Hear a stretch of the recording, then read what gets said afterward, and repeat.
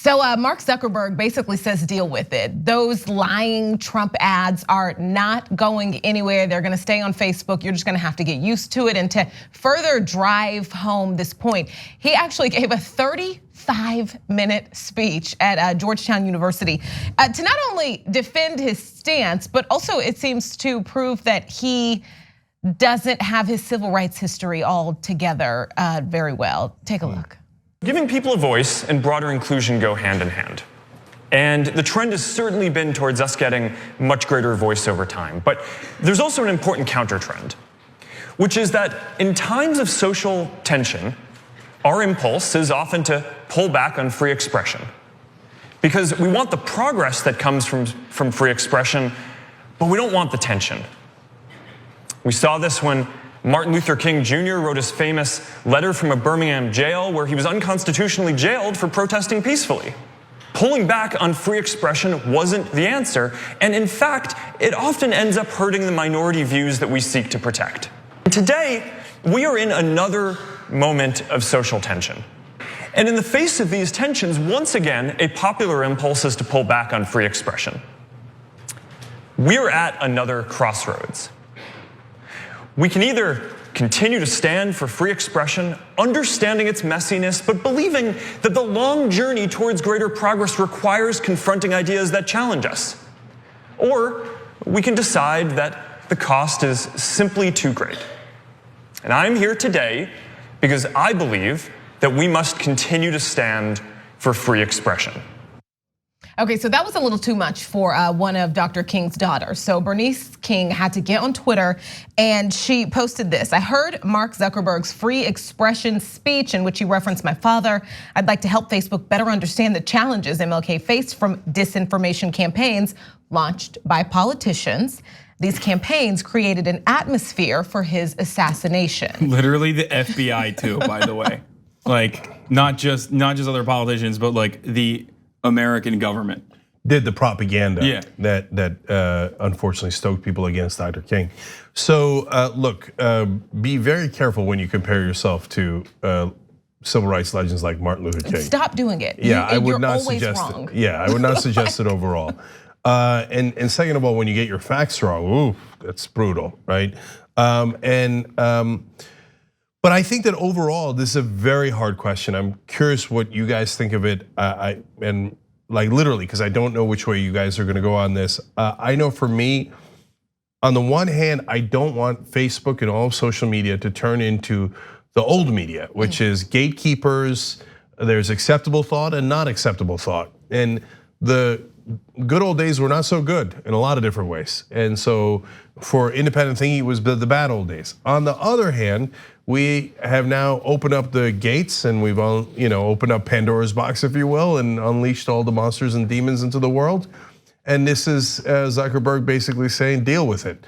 And so I think that they are in a very difficult spot in terms of where to draw the lines. Because if they start saying, and I'm not sure if you're on the left that you want Zuckerberg drawing the lines, what you might not know is how deeply Republican Facebook is. And also Zuckerberg has already drawn the lines. This is the really frustrating part about this story is that he's talking about championing freedom of speech up there, but he works with the Israeli government on silencing Palestinian opposition on the platform. A lot of leftist voices are also systematically like lowered on the newsfeed rankings, and that's by design. Mark Zuckerberg works with the Heritage Foundation and definitely has caved in recent years to conservative commentators and even conservative legislators criticizing Facebook. I think that's a good point. Yeah.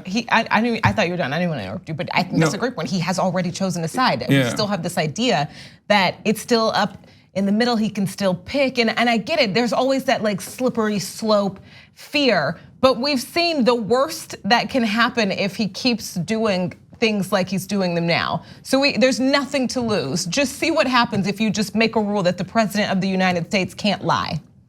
Like, you know what I mean? Like, well, so look, so that one's also complicated, but and let me explain the nuances there. So the Supreme Court has literally ruled that politicians are allowed to lie in ads. So, and they say politicians get an even extra break. It's not like if you're random brand, Nike, Coke, you're not allowed to lie in your ads. That's false advertising. But politicians have special exceptions because they're doing political speech, and they are allowed to lie in their ads. But the outlets don't have to accept them. So Donald Trump clearly has lies in his last ads about Joe Biden. And so NBC and CNN have refused to air those ads because their own standards, and they're private companies, they don't have to air any ads. So they say this does not meet our standards. Our fact checkers are positive those are not true. Facebook's own fact checkers also think that the ad is not true. Right. But Facebook says, no, I'm gonna run them anyway. Now, some people say, well, that's awfully convenient. You happen to be making a lot of money running those ads, and you run those ads. Now, Zuckerberg does make a good point. The amount of money they make from political ads is pretty small compared to the over $55 billion they make. And they could have political blowback from it. Etc. I think that the more likely answer is they're Republicans. Right. And so almost every lobbyist they have and almost every person they have working in their Washington office, Judd Leggen broke a great story about this just yesterday, are Republican operatives, and that worked at the RNC, that worked at Bush's administration, etc. Almost their entire board is Republican. People assume that, hey, it's tech, they're intelligence, so they must be progressives. I love that assumption, right? But actually, a lot of Silicon Valley is libertarian Republicans, and so now in terms of picking sides, one. You've got Republicans saying, hey, we should whitelist other Republicans. So one of the fact checkers they have, and this is hilarious, is Daily Caller, Tucker Carlson's website. Okay, I mean, literal white nationalist rag paper. Right. Okay. Yeah. And they've also they work with Nazis and white nationalists. Like I'm not exaggerating. So look, I don't know that they work with Nazis. That's I don't know. Sorry, members in ex-writers have been outed as linked to neo-Nazi movements. It's whatever. Yeah, okay, so but what we do know for sure is that the Daily Caller has made up a number of stories. Right. Not like gotten facts wrong and then corrected it. No, out of whole cloth. We've shown you half a dozen examples on the Young Turks alone, and it's not us, it's other papers have acknowledged that story is not remotely true, right? And they are a fact checker. Now, do they have a single liberal publication that is a fact checker? No. They say, oh, what do you mean? We have like the New York Times, etc. Those publications, yes, socially do not hate gay people or black people, so I guess you could call them liberal in that sense, but economically are deeply conservative. And they do not take any positions, and every article, every one of those publications writes is, for example, against Bernie Sanders. Do they look left-wing to you? They're not progressive, they can't stand progressives. And so the Daily Caller is clear, like New York Times is not an avowedly liberal organization, it is avowedly nonpartisan.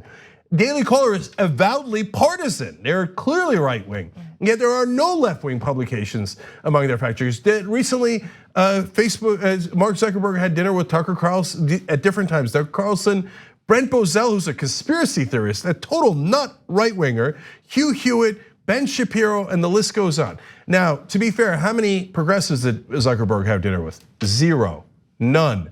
So in every way, whether it's their lobbyists, their Washington office, their so-called fact checkers, and the people he associates with, and their board, all Republicans, no progressives. I'm gonna go. And then he goes, oh, what do you mean? Right. I'm just allowing free expression as long as it's right wing. It almost feels like Mark Zuckerberg's class interests align closely with the Republican Party and people who are fiscally conservative or just conservative across the board. And that's the reason why he has no problem highlighting those opinions.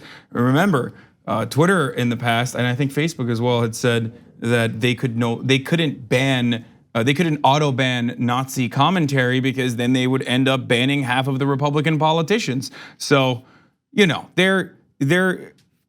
not an accident that they're taking this like freedom of speech stance, and now apparently freedom of speech means pro misinformation because they don't present, like Republicans and conspiracy theories don't present a serious threat to the established order from which they benefit from.